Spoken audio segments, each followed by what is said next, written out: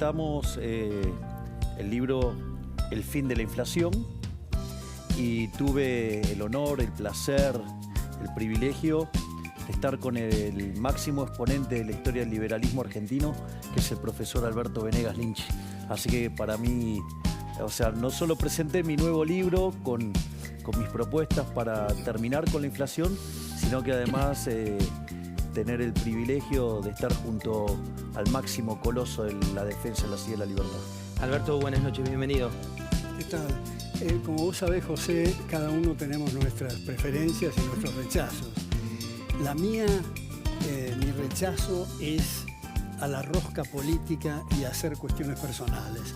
Yo creo que si todos estamos hablando del problema de la inflación, me parece que el eje central que tenemos que poner es que los banqueros centrales, por más honestos que sean y competentes del mundo, solo pueden proceder en base a tres canales: expandir, contraer o dejar igual la masa monetaria. Cualquiera de las tres cosas que haga está alterando los precios relativos.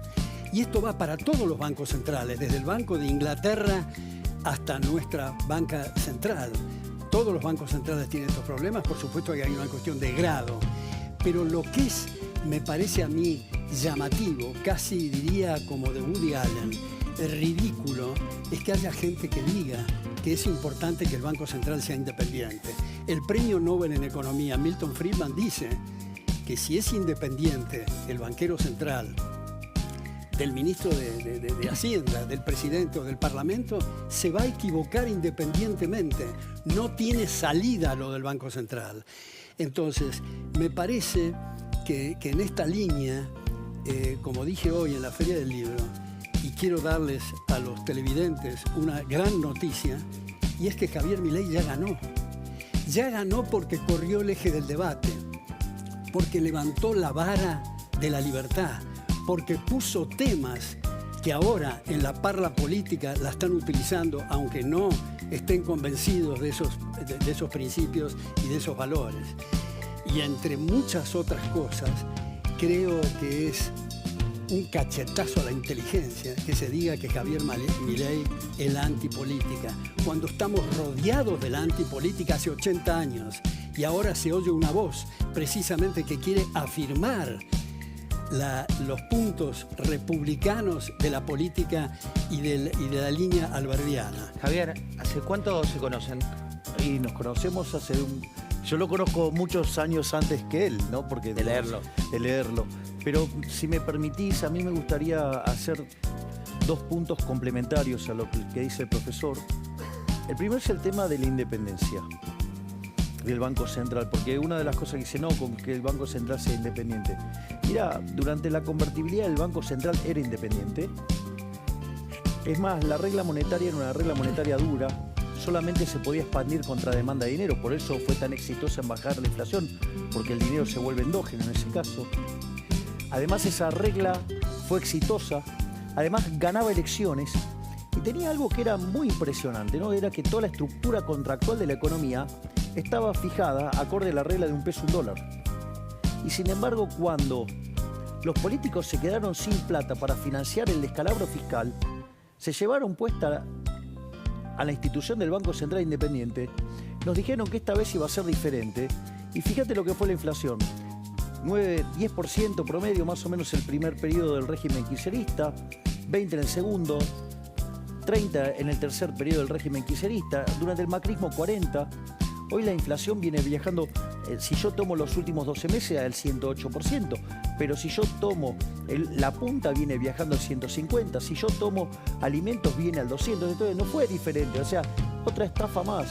Y después, otra cosa que es muy importante, en cuanto, digamos, por más que sea independiente, esto, digamos, hoy hicimos la referencia a una obra de Hayek maravillosa que se llama La fatal arrogancia. Vos, para poder determinar supuestamente la cantidad óptima de dinero, digo, o si querés, quieren determinar la tasa de interés o lo que llamale la versión de la política monetaria que quieras, vos tendrías que conocer, mirá todas las cosas que tendrías que conocer. Tendrías que conocer las preferencias de todos los agentes de la economía pasada, presente y futura. O sea, con lo cual tendrías que además inferir el comportamiento de la población. Pero además deberías conocer todos los bienes pasados, presentes y futuros. Deberías conocer también, por ejemplo, la estructura de capital. Tendrías que conocer la tasa de preferencia intertemporal, la tasa de amortización, el progreso tecnológico. Es decir, que vos para saber todo eso tendrías que ser omnisciente y omnipresente. Y para que la política monetaria cause el efecto que vos supuestamente querés causar, que si en realidad sabés, dirías no hagas nada, eso significa que además debería ser omnipresente, es decir, que vos le estarías pidiendo al Banco Central que haga la tarea de Dios, lo cual eso es imposible. O sea, siempre va a salir mal. No importa lo que hagan, lo van a hacer mal. Tienes razón. Me parece que esa contribución en términos de Hayek, me parece que es muy importante. Uno debería tratar de ser más humilde frente a lo que cree que puede hacer con la política económica, y que lo que te vas a dar cuenta que cada vez que te metes en el medio, como decía Friedman, la solución que brinda el Estado a un problema siempre es peor que lo que tenías originalmente. Javier, este libro, El fin de la inflación, que vos decís y postulás eliminar el Banco Central, decís terminar con la estafa del impuesto inflacionario, de la inflación, y volver a ser un país en serio. ¿Cuánto tiempo demanda? Bueno, eso es a ver, nosotros cuando hacemos el programa de reformas, nosotros hablamos de un programa de crecimiento para volver a ser una potencia, que es un programa de 40 años, que excede ampliamente mi vida política. Tu vida política la estás viendo para un mandato eventualmente. Un mandato 4 años. o 2 como mucho, pero no más que eso. Es decir, porque esas son las reglas, entonces yo juego dentro de las reglas. En ese contexto, la discusión de nosotros, o sea, dentro de las reformas de primera generación, que son las que viajarían primero, nosotros estamos proponiendo lo que se llama el plan motosierra, bajar el gasto público muy fuertemente, bajar impuestos, eliminar regulaciones, flexibilizar el mercado laboral hacia adelante y llevemos un sistema de seguro de desempleo. Una vez que sos competitivo fiscalmente y que sos competitivo laboralmente, abrir la economía, ¿sí?, de manera unilateral y en paralelo a la reforma monetaria. Es más, el problema de Argentina es muy grave y voy a explicar por qué. Porque si vos frenaras hoy la emisión monetaria, suponete que la frenás, la inflación, digamos, va a persistir durante 18 o 24 meses más. Es decir, que no es instantáneo, que vos cortás hoy y se termina la inflación. Porque Argentina, además, tiene varios problemas. Tiene entonces un problema con la emisión monetaria pasada. Se emitieron 16 puntos del PBI en 3 años. O sea, emitiste el equivalente de 3 bases monetarias. No solo eso. El dinero que tiene la gente en cuentas a la vista y lo que circula, ¿no? Claro. Pero fíjate esto. Pero tenés otro problema que es para financiar el déficit fiscal presente y la compra de estos delirios del dólar soja y todas estas cosas. Y después lo que tiene que ver con los pasivos remunerados, con las LELIQs. Todo eso implica que, por ejemplo, aun cuando vos arreglaras el problema del flujo, es decir, que cortaras la emisión monetaria, vos seguís teniendo un problema enorme con el problema de los stocks, que es el tema de las LELIQs. Para que más o menos la gente tenga idea, las LELIQs en términos de base monetaria están en niveles parecidos a lo que vos tenías en el año 89, a inicio del 89, previo a la hiperinflación.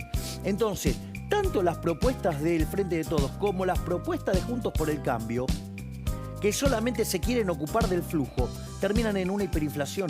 Los únicos que estamos... Los dos, decís. Los dos, claro, porque, o sea,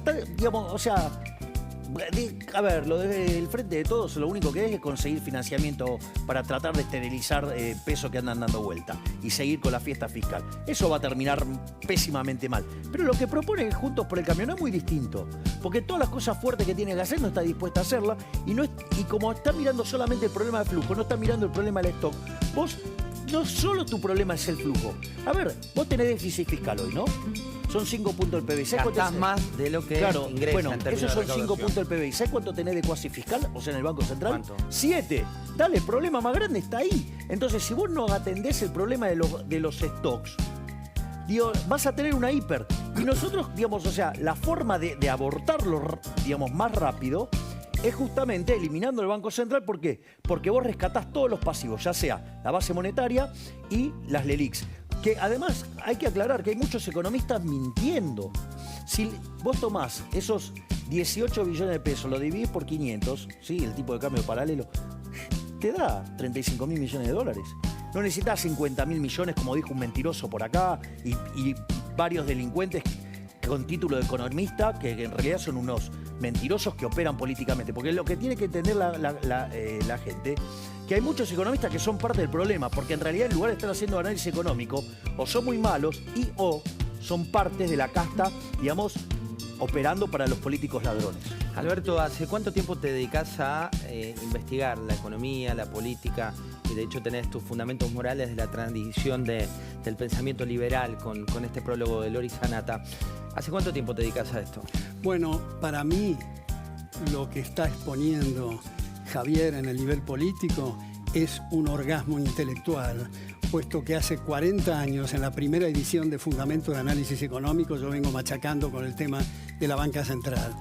Pero me parece, José, que habría que agregar acá cuestiones terminológicas, porque muchas veces, o semánticas, porque muchas veces se dice que todo esto que estamos comentando es de derecha. Personalmente pienso que derecha, izquierda, centro y otros lugares geográficos son conceptos confusos y anodinos, igual que atrás, adelante, arriba o abajo. Me parece que deberíamos claramente dividir las aguas entre estatismo y liberalismo. Y me parece que enganchado con esto viene otra cosa que en los medios, una terminología que se utiliza mucho y que me parece una sandez, francamente, y es hablar de clase alta, clase media o clase baja. Hablar de clase alta es algo de una frivolidad pasmosa. ¿Cómo lo llamas vos? Hablar de clase baja es repugnante y media es anodina. ¿De dónde viene el concepto de clase? Es un concepto marxista que sostiene que la estructura lógica del proletario es distinta desde el burgués. Se llama polilogismo eso. Ningún marxista explicó nunca en qué consisten las diferencias de lo aristotélico. Pero en todo caso, los nazis copiaron eso también para hablar de semitas y de judíos, porque no tenían forma, porque en los campos de concentración de esos asesinos seriales tenían que tatuar y rapar a sus víctimas para distinguirlas de los victimarios. Entonces, cuando uno está hablando con alguien que habla de clases sociales, uno tiene que preguntar, che, fulano, ¿por qué hablas de eso? ¿Qué es lo que querés decir? Bueno, quiero hablar de ingresos medios, altos y bueno, bajos. es un corte de marketing también, pero ¿no? perdón, si administración estás refiriéndote a ingresos altos, medios y bajos, decí eso, viejo, pero no hables de clases sociales que tiene una connotación completamente distinta. Pero vamos al origen de la pregunta, que tiene que ver con, en este contexto, ¿no? Digo, un poco lo que plantea Javier, y lo viene planteando en campaña ya hace mucho tiempo, antes de la campaña también, terminar con el Banco Central. Central. Antes de ser político. Bueno, antes de ser político es correcto eso. Eliminar el Banco Central o esta cuestión de los políticos puramente, ¿lo ves viable vos desde el punto de vista de la gobernabilidad? Esto que se está hablando por estos días, ¿crees que se puede llevar adelante? No solamente lo veo viable, sino que lo veo inexorable y absolutamente necesario. Como digo y dije antes y repito, los banqueros centrales no pueden dejar de equivocarse. No hay forma. Van a alterar los precios relativos. Ahora, ¿qué quiere decir? ¿Qué diablos quiere decir alterar los precios relativos? Alterar los únicos indicadores que tiene el mercado para operar. Hay un individuo, tomo un minuto para esto, un periodista, colega tuyo, John Stossel, que dice: imaginemos un trozo de carne envuelto en celofán en una góndola en un supermercado. Cerremos los ojos y vamos en regresión. El agrimensor, los postes, los alambrados, los fertilizantes, los plaguicidas, los tractores, los caballos, las riendas, las monturas. Miles de trabajos de personas que están en el spot, que no saben nada de la góndola ni el supermercado ni el trozo de carne, están haciendo su trabajo. Y a veces hay un filósofo político muy destacado que se llama Michael Polanyi, que hablaba de conocimiento tácito, es decir, ni siquiera pueden explicar lo que están haciendo. Igual que nosotros cuando andamos en bicicleta, no necesariamente estamos exponiendo todas las reglas físicas que están en andar en bicicleta, simplemente andamos. No se conocen entre ellos. Para ese cachito de carne, digamos, están colaborando 500.000 personas. Y luego vienen los megalómanos y dicen, no puede esto dejarse en manos de la anarquía del mercado. Vamos a controlar precios, cortan todas las comunicaciones del sistema de precios y no hay celofán, ni carne, ni góndolas, ni supermercado. Igual que, como decía hoy, lo que ocurre con ese personaje en Venezuela que habla con los pajaritos. La dolarización no es un tema de un día para el otro, que tiene que ver con etapas. ¿Qué etapas hay que llevar adelante? A ver, nosotros una de las cosas que hablamos, que de vuelta, voy a estar hablando de economista, pero por lo menos soy economista profesional. Nosotros hablamos de las reformas, por ejemplo, las de primera generación, que nosotros hablamos, por ejemplo, ¿sí?, de la baja del gasto público, de bajas de impuestos, de una profunda agenda de desregulación, de flexibilización del mercado laboral hacia adelante yendo a un sistema de seguro de desempleo. El profe de Pablo conoce bien, por ejemplo, el modelo de la UOCRA. Nosotros estaríamos yendo por un modelo como el de la UOCRA, pero con mayor profundidad financiera interrelacionada con el mundo del seguro. Sí, y una vez que uno tiene realizado la reforma fiscal, realizada la reforma laboral, tal que uno sea competitivo en lo fiscal, competitivo, digamos, también en lo que tiene que ver en el plano laboral. Es más, la agenda desregulatoria es muy importante. O sea, el profe de Pablo en muchísimos libros de política económica, él hace recurrentemente una referencia a un trabajo de Lipsey y Lancaster que tiene que ver con la teoría general del segundo mejor. Y una de las cosas es cuidado cómo se van levantando las restricciones, porque puede ser que vos estés viendo algo como una restricción y es un parche. Entonces, vos tenés una restricción, un parche, otra restricción, un parche, y sucede que a la vista de los ojos un parche se parece a una restricción, pero en realidad es un parche. Y cuando vos tocas eso, si no interactúas con los distintos sectores, vos tenés un problema. Si vos no te informás, por ejemplo, nosotros unas cosas que estamos haciendo ahora muy intensamente es sentarnos a charlar con empresarios emblemáticos de sectores. ¿Por qué? Y porque no sea cosa que uno viene y que, como esto lo dice brillante el profe de Pablo, uno agarra, se pone a hacer ejercicio, todo, y se equivoca. Sí, bueno, agarra, escribe otro paper y dice, bueno, lo que dije antes está mal, ahora hago uno nuevo. Pero en el medio, digamos, cuando uno hace política económica, ¿cuál es el problema? Y que manda a la quiebra a empresas, deja a la gente sin laburo, se generan unos problemas sociales bastante complicados. Entonces nosotros estamos avanzando en una agenda donde contemplamos estas cosas. Y otra cosa en paralelo es la reforma monetaria, que obvio que no es instantánea. De hecho, toda la lógica legislativa hasta que podamos avanzar en la reforma financiera y culminar con la eliminación del Banco Central, todo ese proceso es muy largo. Ponle a la gente qué fue lo que pasó. No, te cuento qué es lo que pasa. Nosotros estamos haciendo caminatas por el interior y el nivel de intensidad y de convocatoria está siendo muy fuerte. A punto tal que nosotros no podemos abrir el anillo de seguridad para hacer selfie ya, y lo que hacemos es saludo con los brazos, todo. De hecho, llego todo lleno de moretones, todo, porque la gente se te cuelga. Exacto. ¿Qué es lo que pasa? Nosotros teníamos pactada una nota para el final de la caminata. Entonces, ¿cuál es el problema al final de la caminata? Te imaginarás que, a ver, estuve 2 horas y media abajo del sol para hacer una cuadra y media. Está claro, ¿no? El tamaño del problema del que hablamos, ¿no? De magnitud. ¿Y qué es lo que pasó? Yo, la verdad es que, si vos me decís, ¿harías una nota ahora así? No, frente a la cámara, no. Te doy una nota escrita.